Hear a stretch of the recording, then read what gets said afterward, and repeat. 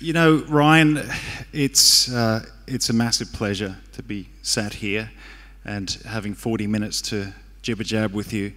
It's remarkable because I've been watching your career for over 20 years, and you've just grown from strength to strength. But I think it's probably the right moment to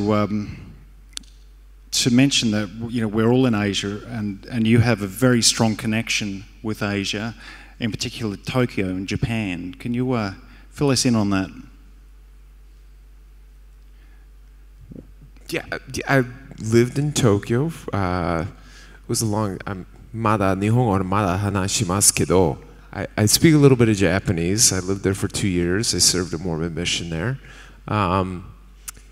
My Japanese is very rusty, which I'm embarrassed to say. I didn't stay up on it, but yeah. But I've always loved Asia, and coming back here has been a treat. I think that's been one of the things that I've really enjoyed about my profession. Yeah, and you, back in an earlier life, you did a mission to Japan, and I guess it brings you right back to the fact that you've been in this industry for well over 20 years. You were creating records and getting them out there and hitting the road back when Hardfloor were the in-demand producers and Sasha was the son of God. So you've seen everything, really. You've seen high times, low times, and today, which we'll explore in a moment. But let's explore a little bit about your journey and really when you saw this industry, electronic dance music, absolutely peaking. So you're asking me when do I think it peaked, or when has it peaked? Yeah. When has it peaked? It's hard to say because I think there's two kind of scenes. I think the underground was established a long. I mean, we're talking post-disco, so late 70s, early 80s. It was happening in Chicago, and that bubbled for a long time and incubated in the underground, and house music was developed and has this rich history. And that was going on for a long time in North America. And that's when I discovered house music and was involved with it early on as a kid, just as somebody who was going out to the clubs. And then I think only really recently in North America, within the last, I don't know, really, I think it was like David Guetta was kind of the guy that brought it over the top. He brought it to pop radio, and the festivals became, you know, instead of these niche things, they were massive, you know, attracting 100,000, 120,000 people per day. I think that was kind of the moment, like, okay, this is not an underground club thing anymore. And then there were a handful of guys that followed in Guetta's shoes and were featuring pop stars. You know, Calvin Harris came along, and you know, there are a handful of guys that were kind of using that platform. But what happened in North America, which that's where I feel most confident to speak about because I've been in that scene for over 2 decades, is kind of everything rose with the tide. Like, you know, as it broke into popular culture, there was that track, right? So some of the young DJs that were coming in were trying to make pop music and playing a lot of pop music, but also the underground became stronger. There was already a huge network of underground clubs in America, and those just became stronger and more people became interested. And it's taken a minute for that kind of shake out. So I don't know, because I think a lot of people want to be like, it's peaked, it's over, it's done. I think we're still kind of establishing what it is in North America and what exactly that is. It feels like now, okay, cool, there's these pop guys like Kygo and David Guetta and, you know, Calvin Harris, and that's the pop thing. But there's still a huge underground scene that's, you know, bass music is bigger than it's ever been. You know, techno's back. You know, and house is doing really well. So we always hear mixed messages about electronic dance music, and maybe EDM in particular, we hear that there's the end of the super club, and we were talking backstage about the big dance festivals in Australia crashed and burned, but they're coming back. So at least one of those big festivals is coming back. So it feels very cyclical, dance music, but it's certainly not going away. No, I mean, people love to dance and have a good time. So even when people are like, oh, it's highs and lows, and right now it's experience, you know, it's plateaued a bit. I'm one of those guys that I don't agree with that. I'm not sure where it's headed. I think we don't know. I think a lot of people want to say, oh, it's calmed down a bit because they're comparing it to the fervor of just a few years ago. But I'm like, look, there's more dance music on the radio than there ever has been. And there's more festivals in North America than there ever has been that are focused on electronic dance music. So I don't know. I don't know where it's headed. I think it's going to continue to grow and change. I think it's just different than kind of guys that grew up doing it. We look at it differently, because I look at that, and you probably look at it too, and you're like, well, that's just pop music. And it's like, well, it's pop music, but it's rooted in what, you know, what we used to call dance music or underground music. Yeah, and we also studied the technicians, the vinyl technicians behind the decks. So everything's changed, but it's organic, and we don't know where it's heading, and that's a beautiful thing in a way. You've toured relentlessly over those 20 plus years. I mean, in recent years, you've done 200 plus shows a year. Can you tell us what the business of Cascade is like on the road? Yeah, I'm not quite doing that many shows anymore on the road. I think this year we're around 130, 140 shows, something like this. But I would say more than half of that's in the U.S. in my schedule. Vegas, Las Vegas residencies have become a big deal in North America. I mean, Calvin Harris, Tiesto, myself, Steve Aoki, we all hold Chainsmokers, and I don't know, probably the top 10 or 15 acts in electronic music have residencies in Vegas. So that takes a fair amount of time. This year I'll play a little over 30 shows just in that one city. And then South America and Asia, and a little bit here and there in Europe. So yeah, it's a busy touring schedule. Do you still get a buzz from it? Yes, absolutely. I love it. Yeah. If I didn't, I wouldn't be doing it. For me, I think working in the studio and writing or producing or remixing something is really rewarding. Just that process alone, it satisfies something in me. But then the kind of cherry on top is to be able to, you know, to go and play it in front of a crowd and actually see the reaction. I mean, I was just on Twitter a few hours ago, and somebody was like, what's this? Could you please ID this track? I've been playing and playing and playing, replaying this clip all night, and I can't put together what song this is. And sure enough, it's a new remix that I was just kind of testing for the first time. I'd never played it anywhere, but I wanted to play it at the end of my set just to check the mix out. Like, well, how does it sound in the club? And somebody got a clip, a diehard fan that tweets me a lot. And yeah, you know, I got to ID that and say, oh, I don't know when it's coming out or if it's coming out. But yeah, it's a remix I did. You're pretty active on social media. You tweet a lot. You've got 1.1 million plus followers on Twitter. Do you enjoy using social media? I do. I love interacting with the fans. I love the immediacy of it. Twitter's one of my favorite platforms, even though it's kind of slowed down quite a bit. Just because I enjoy writing. I like writing, and I like to get on there and tell some jokes, whatnot. I enjoy, Instagram as well too, but not quite as much, because You know, you have to be producing your life at all times. Like, here I am today in Singapore. Like, you know, it takes a lot more effort when I can just like write a quick anecdote on Twitter. Social media is a second job, isn't it, really? So let's come back to Asia, and I'm interested in your thoughts on touring here and the reaction you get when you tour here, and how you've seen the scene building in those 20 plus years. Yeah, touring. I mean, what about the touring?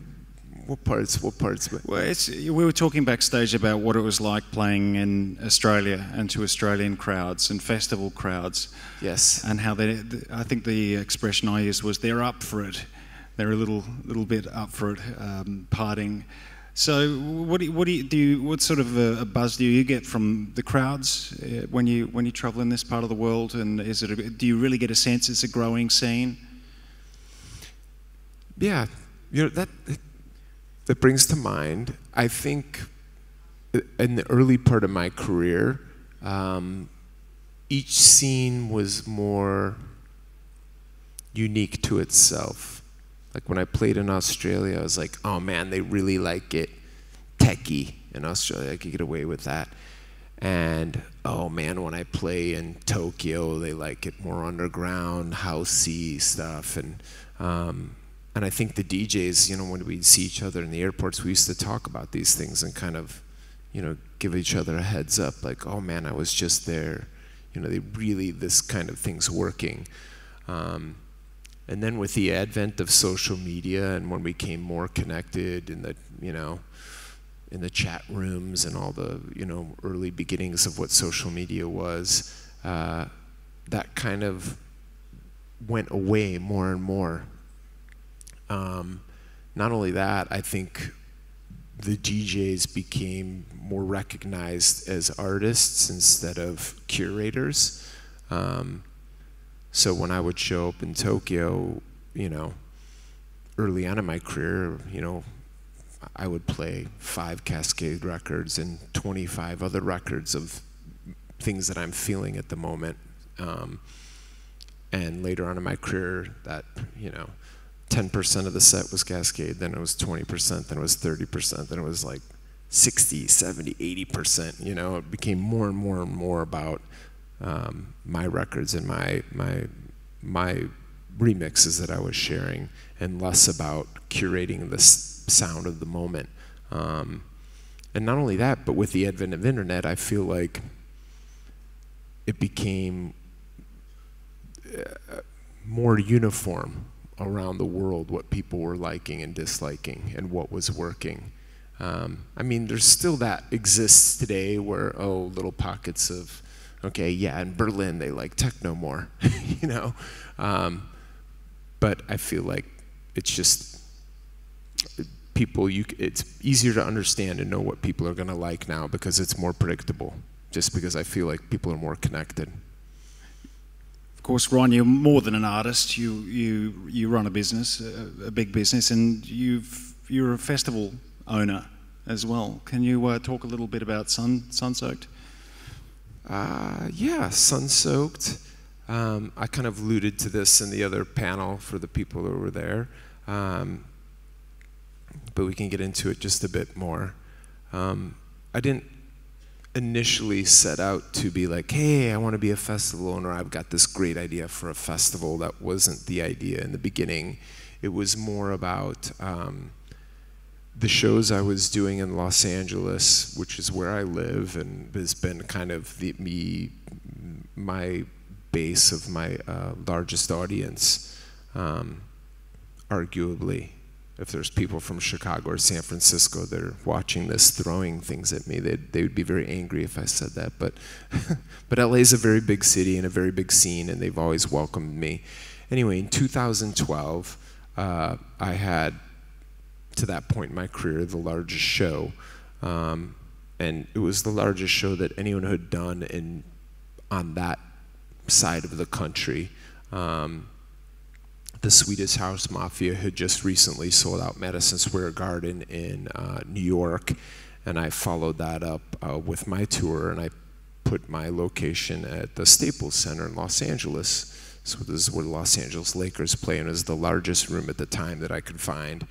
And I sold it out, and I sold it out pretty quickly. I sold it out a month before I got there, which at the time was just like, oh my gosh, this DJ guy just sold out the biggest room in LA.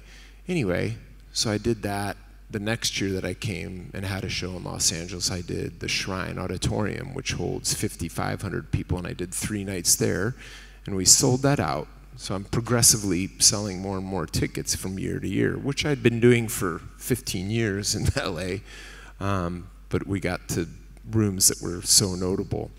The year after that, I did the Convention Center, which was the largest sized room that we could find in Los Angeles, and they actually had never done a music show in this space ever at all. It holds 20,000 people. It's just a large, massive, you know, I don't even know what to call it. They have like the car shows there and boat shows and stuff like this. So they cleared all this stuff out. We set up a stage and had a concert there and sold 20,000 tickets.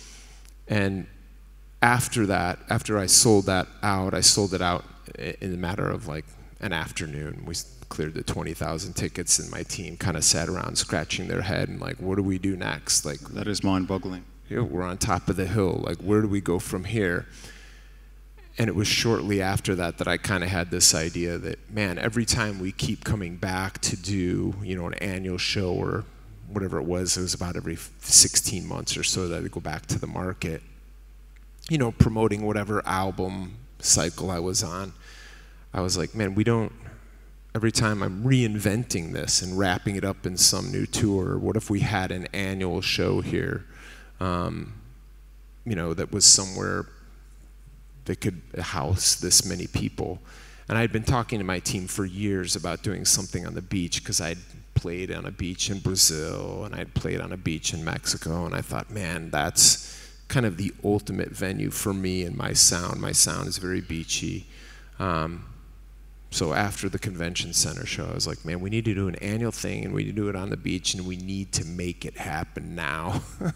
Because we'd talked about the idea for years, and we were able to do it successfully in 2017 for the first time. And then we grew it this year. We almost grew it by 3 times, and we did 31,000 tickets this year. And so people are kind of, when you have 31,000 people on the beach, it's like, you know, it's like past the concert, and now we're kind of in this festival space. And our hope is to take it next year to make it 2 days, and hopefully take it to, you know, other parts of the country and potentially beyond. Yeah, how far ahead are you planning? Do you have a 5-year plan for this? Well, literally the week after we finished the one this year, we started planning for next year. My team is actually quite small. You know, I've got a business manager, an attorney, a management team, an agent, you know. But to pull something off like this for 31,000 people, you know, we hired a production company. But I'm very involved in the process, and this idea is very close to me, and I wanted to make sure we executed it right. So yeah, I'm really involved, and we're already planning and securing the dates for next year and looking at other venues in other cities. But yeah, it takes a huge amount of time. And it's more than a festival, it becomes a destination event. When you have a show on a beach, it becomes that must-have ticket. This is something like festival in the UK. This is the idea, to make it something that you can't miss in LA. But you, earlier in your career, you did work on the business side. You came in through working with labels and distributors. You've always had to have a head for money and how that works in the business of music. Yeah, I think early on in my career, electronic music was such a small, you know, there weren't agents and there weren't really managers because it was so small. I mean, the notable artists were making, you know, $50,000 a year, 100,000, you know, and there were bigger guys, of course there were guys, but I was just making, it was peanuts, so it was hard to find people that were interested and that would, you know, kind of help you. So the reason I say that is because early on in my career, it was me and my wife, and that was the team. That was Team Cascade. So I learned a lot of different aspects of the business, kind of coming up those first, 5 to 10 years when it was pretty much me and my wife doing everything. From whatever, promoting and producing those shows, to booking support talent, to learning about what pockets of America were working. And it was great because I was touring nonstop back then as well. But I was becoming really familiar with the scene in North America and Australia. I was going to Australia twice a year for easily 10 years. Well, they're up for it over there. Yeah, the good old days. It's absolutely critical for an artist to keep an eye on their own business. I think so many of the you look at Tiesto, and I think he employs 50 people and a pilot for his jet. But he has an incredible career, but he really has focused very closely on how he runs his business. Do you agree with that? It's important to both be a musician and keeping an eye on the business. I mean, the parts that I enjoy the most, or for me, and what drives me is, the obvious thing, playing shows. But I think for me, sitting down in the studio, making and creating and writing records, making music, and then going out there and performing it, that at its core is the most important thing. And I think that's what the fans connect with. It's like they connect with the music, then they connect with me, and they connect with kind of the other fans. And I try and spend most of my time doing that, and there's a lot of other things that kind of pull and distract me and take me away from that. But I know at the core that that's the most important. So it's important then to have people around you that you trust, that make sure that those other parts of the business run smoothly and to your satisfaction, which is it's a job in itself. But really, I always keep coming back to, I have the most fun sitting down, making records, and then going out and playing them. So I'm trying to make those always the core of what I'm doing.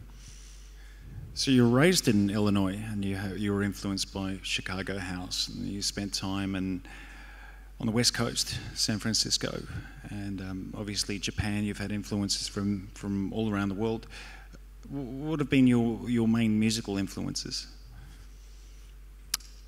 I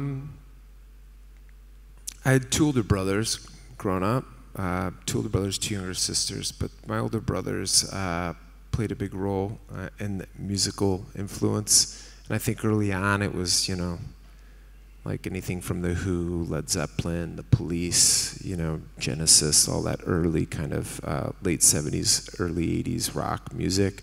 But then it became more kind of like new wave stuff, like New Order, the Smiths, The Cure, all this kind of stuff. And then while that was happening, it was in the mid-'80s that I discovered house music, that kind of first wave of Chicago house music, which in Chicago, that was actually pretty closely tied with new wave and early kind of electro music, techno pop, Kraftwerk, and this kind of thing, early New Order records, Depeche Mode, this, synth pop stuff. And that's when I started going out and discovering what was happening. I was seeing these guys blend house records next to, early industrial records, Ministry, and, all this other stuff that was happening at the time. Everything from whatever Ministry, Susie and the Banshees to, early Chicago records. Sounds like a great night. It was a good time. Yeah. So a lot of influences. What sort of music do you listen to for your downtime? Do you ever plug into classical music? Classical, not so much. But not that I'm against that. That's fine. Whatever my wife puts that on every once in a while, it's cool. It takes off the edge. You sometimes return to the 80s, the retro music, just sort of plain 80s playlist and kick back. Yeah, Yeah, I do. I've got Sirius XM's a thing in North America. I have that in my car, and they have these decade stations, which is really cool. 60s, 70s, 80s. I'll pull that on, pop it in, whatever, see what they're playing. Where did the name Cascade come from? Boredom, really. I was working at Ohm Records as an A&R assistant, and I was sitting around at lunch, and I had sold a record to a label called After Hours. Tiesto runs a label called After Hours now, but there was a label a long time ago, 20 plus years ago, out of Chicago called After Hours, that kind of did like deep house type stuff. And they'd given me a deadline, like, because I didn't want to call it Ryan Radden, because I thought that was so boring. I'm like, that's so vanilla, man. I got to think of something cool, come on. But she gave me a deadline. But whatever. I was flipping through a nature book and came up with the name Cascade. I saw a picture of a waterfall. But what do you guys think of Cascade? So I went to work the next day and was like asking everybody at lunch, what do you think of the name Cascade, man? What do you think of that? And they're like, yeah, it's all right. And my wife was like, oh, there's a dish soap called Cascade. I think you can't do that. And I said, oh, I'll spell it with K's. You know, it'll be Cascade, K-S-K-A-D-E. So that's how that's the story there. Yeah, it's important to get the name right, because to be stuck with a name that you're not happy with, and then to go backwards, and it happens sometimes. Every so often an artist kills the name and reverts to another, and every one of the record label, they would just raise their eyes. So, some advice for artists who are in the audience. You've built this thing, and you're still going, and you've expanded into festivals, and you're not slowing down. Maybe slowing down a little bit. What advice would you have for other artists, other DJs and producers? Yeah, I think there's many facets to music. I mean, there's the business, there's the promoting, there's the law side. I mean, there's so many facets to it. And I think, you know, early on when I was just kind of floating around the business, trying to figure out what I wanted to do, and I was doing that mainly because I just didn't ever think that, oh, I could make it as an artist. I was always making records on the side kind of as a hobby. But I came from a very conservative Midwestern upbringing. To think that you could, you know, do music as a living was outrageous. So with that kind of very cautious attitude, I kind of approached the music business as, you know, well, I'll find something in this line of work that I like. I can always continue to make records on the side, and that can be kind of this passionate hobby that I have. But along the way, I owned a record store, and you know, promoted a weekly party that I had. I had a radio show at the university. I mean, so many different facets, and I tried on all kind of these different hats and different things, just trying to figure out where I was going to fit in. So I always tell people starting out, like, don't get frustrated. You know, carve your own path. Find what you truly love and be honest with yourself and figure out what you excel at. You know, what do you do well? And, you know, once you kind of discover that, what you really enjoy doing and what you do well, and then you kind of have to put everything into it, you know? And I think even when you're doing that and you're putting everything into it, you can't be scared to pivot and change and move left to right depending on where that takes you, you know, because I think I mean, all these guys that I've met on the road over the years, and a lot of people that I've always looked up to or deemed really successful in the music business, each one of their stories is so different and unique that no two stories are the same, so you don't know how it's going to take you and where it's going to lead you. But I think if you love it and you're, you know, really putting your all into it, and you have an open mind, I think, you know, it can work out. And that's kind of the attitude I went in with it. And so I'm always telling people, like, you know, you can do it, man. You just got to figure out what your path is and really go for it. What a time to be alive when you can create a track in your studio and alert your 1.1 million Twitter followers and the Facebook and Instagram and everyone else on your other platforms. You can alert them to this tune, which you get out immediately. And music is utterly global now. It's a great time to be alive. Yes, it is. Yes, it is. And you've moved away from vinyl. Yeah, there were days when you had to slug around 200 records in a crate. I mean, that's a back injury in waiting, having to cart that stuff around. I heard of a very interesting comment from the Australian songwriter and singer Paul Kelly during a keynote presentation the other day at a conference in Brisbane.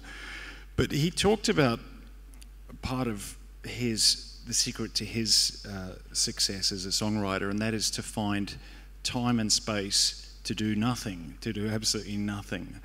And I find at 45, after a week of working on articles and features and thinking, that I need to set aside time to do nothing on a weekend, maybe one day. And I'm not the only one, because Paul Kelly does this. Do you need to find, you're such a busy guy and you wear so many hats, but do you find that's important in your week to week to find the time to do nothing? Yes. I think, well, there's two things I want to talk about there because it kind of reminded me of a story.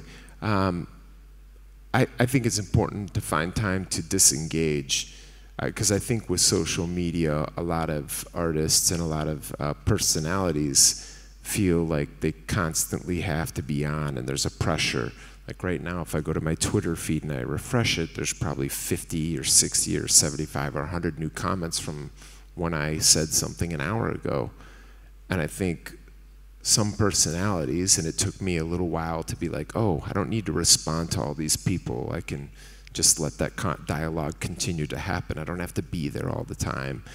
But when Twitter initially came out and Facebook and all these things, it was like, it was hard to disengage, but you need to take time for yourself. Because that's important, because I think it's very easy to get lost in this, especially when you're doing something that you love. Because it's like, listen, I love making music. It's not uncommon for me to sit down and have a 24-hour session and be like, oh my gosh, I forgot to eat dinner. Like, what are we doing? You know, like all this time's passed. We sat in this dark room. So there's that. Yes, I think you got to take time to be away. I'm very fortunate. I have a wife and 3 children. So honestly, my time away is my time with them. Which is something that's completely different, and that keeps me very grounded. But also I wanted to comment about time in the studio, because initially I thought that's where you were going with the question. I've had songs that have taken me 20, 30 minutes to write that have been extremely successful, and then I have songs that have had 30 different versions of it that I worked on for months that would come back to, and that's still there. And I think you can't rush the process of being creative. Sometimes it just comes out and it works, and that's the way it is. It's You, It's Me was one of my very early successful records, and one of the records that got me to Australia very early in my career. That record did really well in Australia. And I came over, and it was one of those, somebody wanted me to tell this long, elaborate story of how It's You, It's Me happened. What's the inspiration for it? And yet, you know, I think they were looking for a story of like, well, we had white tigers in the studio, and we were feeding them meat, and then I thought of this, you know, they wanted some, you know, crazy story, and there really wasn't any. It was kind of like one of those things that I sat down and just had this idea about, you don't know where love's going to take you, and you don't know when you're going to meet somebody. Came up with the lyric really quickly. I called Jocelyn up, who's featured on the track, and I said, hey, I have this idea for a song. Could you come over and sing it? She came over that afternoon, and it was like literally the idea for the song, the production, and everything came within a few hours. She came and sang it, and it was like in an afternoon it was done. And And I didn't think of anything at the time because, you know, whatever, I've done a lot of tracks fast and that have had no success and that nobody liked. And then I did that one and it was received really well. So my point was, where I thought you were going is sometimes you can't rush that process. Sometimes if I feel the pressure of like doing something in the studio or nothing's clicking or whatever, it's important for me. Sometimes I'm like, oh man, I know I should be here in the studio, but you know what?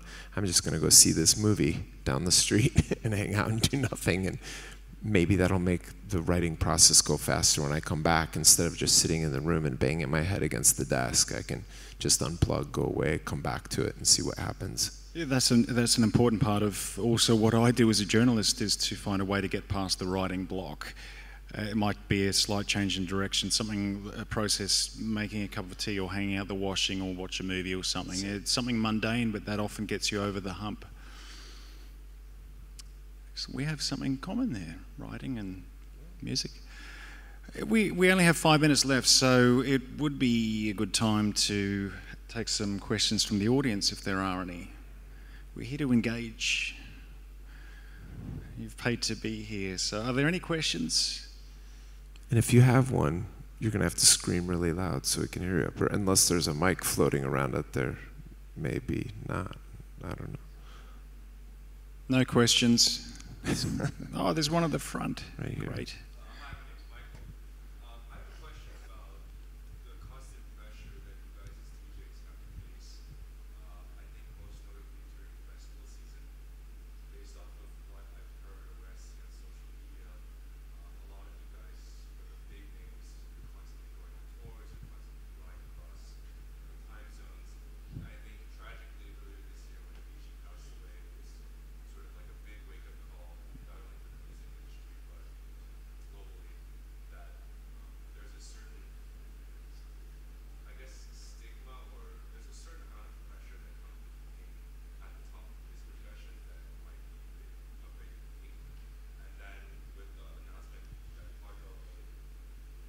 With the announcement that Hardwell made, I think a few days ago, that he was going to, take a step back from touring, I was wondering if you have any comments on this particular topic. I heard some of that, most of it. I got where you're going. You're talking about Avicii tragically passed away. The question was about the pressures of being a pressures of high-profile yeah, and then touring artist. Hardwell this week announced that he was going to indefinitely stop touring, and he doesn't know if he's coming back and all this. And I think there's just recently in the last year with Avicii and Hardwell and a handful of other guys been a concern about mental health and how the road can beat people up, and or just whatever the pressures of touring and replying to social media and all this stuff that's wrapped up. I mean, for me, I kind of alluded to it before. Although this is a huge part of my life, Cascade and being Cascade and touring and writing music. It's just that it is one part of my life. I mean, I'm married. I'm a father of 3, and I have a whole other life that I lead that's outside of what people see of me on my social media and in my feed. And for me, that's an important part of having balance. And I think it's a really, listen, I don't have it figured out by any means. I mean, if my wife Naomi was up here, she'd, I'm sure, have a real few smart words to say about how I don't have anything figured out with balance. But I mean, it's a constant effort that I'm going through, and something that I'm constantly managing to make sure I'm not doing too much of one thing and not enough of another. And it's taken a lot of time and effort on me and my family's part to make sure that that I'm not on the road too much or not enough. So it's a thing that I put a lot of time and effort into to try and strike that balance, and I think that's important. And I think that point of balance is different for every single person out there. you know, it's really unfortunate what happened with Avicii, and that I was happy and commented back to Hardwell and kind of, you know, cheered him on a bit and said, you know, this is cool that you're doing this, and, you know, I'm sure we'll see you back on the road again. And I applaud that. I applaud the guys that are willing to stand up, because I think when you get in these situations where the touring machine and the team becomes so large, there are pressures that the people in front, the artists, have to feel like they have to continually you know, deliver, and to, you know, make sure that these people that are all relying on that this thing is working. I don't know, so I think it's a challenge, you know, and I think for everybody, they gotta figure that out, and hopefully they do, and we avoid more, you know, bad situations. Thank you. I hope that answered that. Yeah, thank you. All right, thanks. It was great. Any more questions? Our time really is ticking away. Well, there's one up here. At the very back of the room, which I definitely wouldn't hear. I'm not even sure these stage monitors are on. I think I'm hearing like the echo out there. Shout, shout. Hi, my name is Destiny Malibu, and I just wanted to know, what is your favorite venue that you've ever performed at? And do you feel that you ever get a chance to have personal time and downtime, or are you kind of constantly working 24 hours a day? I work a lot, but I hardly call what I do work. So again, back to that kind of balance thing, figuring out that meeting point. I really love what I do, you guys, so it's hard to, I mean, there's only some things that I don't like doing what I do. And talking on a stage is not one of them. I'm completely cool with that. So yeah, finding the balance. And then favorite venue. I have a lot of favorite venues. Certainly one of them is Long Beach, Sunsoaked. The beach there in Southern California is beautiful, and these last 2 years have been a dream to play on the beach in front of my most diehard fans in Southern California. That's been one of the biggest treats of my career. But as far as venues go, oh man, there's so many good ones. One of them that pops to mind that I haven't played at in years, but I remember the very first time I played there, made a huge impression on me, was Ageha in Tokyo. Which, I don't know, they had this sound system that was on this, that could lower and raise, and I'd never seen, I mean, this is 10 years ago, 15 years ago, whatever, and when they brought it down for the first time, I was like, this is crazy, and I about fell on the floor.